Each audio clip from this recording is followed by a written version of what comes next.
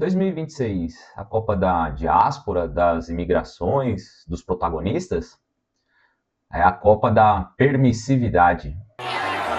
No campo, a bola rola enquanto as novas polêmicas surgem. Polêmicas de campo. Opinião rápida e sem filtro. Para você que me acompanha no Esporte pelo Juba, seja muito bem-vindo. O Polêmicas de Campo de hoje trata de assuntos sociais muito relevantes e que precisam ser sempre falados, sempre mencionados e entender que o esporte, sobretudo o futebol, não estão alienados e não estão fora do contexto da onde se encontram, né? A gente vai ter uma Copa que vai ser marcada principalmente pela conscientização de problemas sociais que a gente vem tratando na humanidade ao longo do tempo, né? E assim, não é novidade.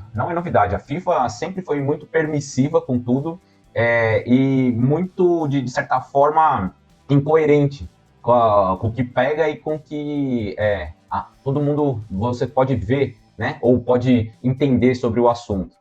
A começar por, sei lá, vamos voltar no tempo, né? 1950, o Brasil, ele é, por assim dizer, a bola da vez para receber um evento da FIFA, principalmente porque a Europa vinha da Segunda Guerra Mundial. Então, tipo, viramos as costas um pouco para a Europa e o Brasil querendo passar uma modernidade, construir coisas novas, né? Ser o grande anfitrião. E aí você tinha um contexto no qual Dutra governava o país, o Getúlio Vargas ia assumir e o Lacerda estava tentando retomar poder e tal. Atacava, por exemplo, a construção do Maracanã, né? Ou seja, nomes da história brasileira que não trazem lá grandes memórias, né, para o povo todo. E aí se você for avançar no tempo, 62 no Chile era Pinochet, 78 na Argentina também era uma ditadura, 82 na Espanha também refletia esses valores, e até aí tava seguindo muitas dessas coisas, assim, né? Você tem a própria 94 nos Estados Unidos, né? Sempre um país que é muito contraditório nas suas ações e tal. E aí a gente chega em 2018, que é a Copa da Rússia, onde a homofobia foi um tema muito recorrente. Depois a gente tem uma ditadura estrutural, né, do Catar, com muitas intervenções do Estado Qatari para a Copa acontecer, né? Vale lembrar que também antes tivemos em 2014 aqui no Brasil num contexto efervescente de política e 2010 antes na África do Sul para um país que também é tido como segregador, tido como, enfim, que teve muitos problemas históricos, né? Mesmo que naquele momento em si talvez não tivesse tantos assim. Tá bom, até aí foi só o contexto da coisa, né? Agora a gente tem, além de ter, por exemplo, países participando como a Arábia Saudita, né, que são extremamente machistas, tal, né, são extremamente favoráveis ao homem jogar bola, por exemplo, né? Essa Copa de agora, assim, a gente tem algumas situações muito claras da permissividade. Primeiro que, estruturalmente, a FIFA permitiu que os Estados Unidos construíssem a Copa do jeito que eles queriam, né? Ou seja, além de ampliar o número de seleções, ainda não obrigou nada de estádios, de melhorias, de coisas assim. Então, permitiu isso. Permitiu também que os Estados Unidos constrangessem outras seleções na chegada, né? Revistas, deportar árbitro, enfim, né? Teve todas essas permissividades. E o mais, para mim, grave dentre tudo isso daí é que é provavelmente a Copa com o maior número de jogadores, no mínimo acusados, para não dizer que são culpados de...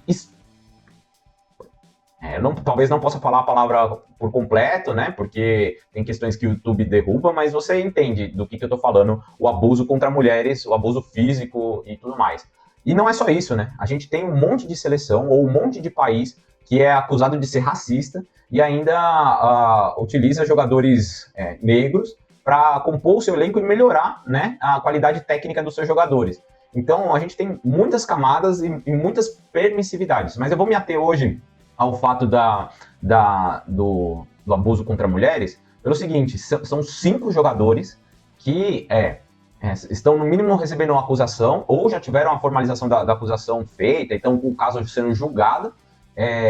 E assim, de todos os níveis, né? Então você tem, por exemplo, o capitão Ryan Mendes, de Cabo Verde, o cara que é tido como a referência do time, né? O que deveria ser o exemplo para todo mundo, com acusações na Nova Zelândia. E assim, saiu agora, tá saindo matérias completas disso daí, porque de fato, muita gente chama muita atenção a um problema desse daí e a permissividade de deixar com que esses jogadores estejam em campo, que compitam, que representem o seu país e que mostrem que tá tudo certo fazer isso. E não tá.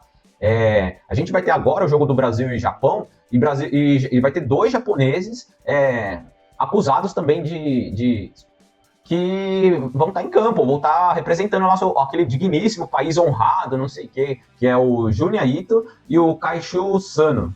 São 2 caras que vão estar agora contra o Brasil. Só que assim, a gente também tem que fazer a nossa meia-culpa. A gente não é santo, a gente tem muitos problemas também. Inclusive, o protagonista de 2010, Robinho, está preso. Um dos principais jogadores da seleção da última Copa, 2022, Daniel Alves, está preso por conta dessas situações. Ou seja, só que eles tiveram que parar de jogar, né, para que a acusação valesse e tudo mais. Enquanto os caras estão atuando em campo, isso não está acontecendo. Ou seja, está sendo muito, muito permissivo pelo lado da FIFA e uma imagem muito, muito ruim que isso está causando. E é contraditório, porque a Copa nos hipnotiza, nos faz prestar atenção em tudo ao mesmo tempo, né? Mas essas coisas não podem se deixar passar para debaixo do pano ou achar que é normal que isso possa acontecer. A gente tem o caso do Hakimi, que já jogou contra o Brasil pelo Marrocos, que é talvez o principal nome da seleção marroquina. Também vai estar passando por um processo já de julgamento do caso. E o mais grave deles, assim, que é o Thomas Partey, de Gana, que tem 7 acusações formalizadas contra ele na Inglaterra e tudo mais, assim. Até onde que vai isso, né? Até onde que uma Copa pode trazer como exemplos negativos para a sociedade e a pessoa está passando tudo bem, né? A nossa seleção mesmo também tem algumas coisas desse tipo, assim, talvez ninguém acusado desse abuso, mas certos outros abusos que fazem também contra as mulheres tá passando pano, né? Você tem traições, você tem, enfim, muita dessas situações que... e a gente vai ter uma Copa das Mulheres no ano que vem aqui no Brasil, né?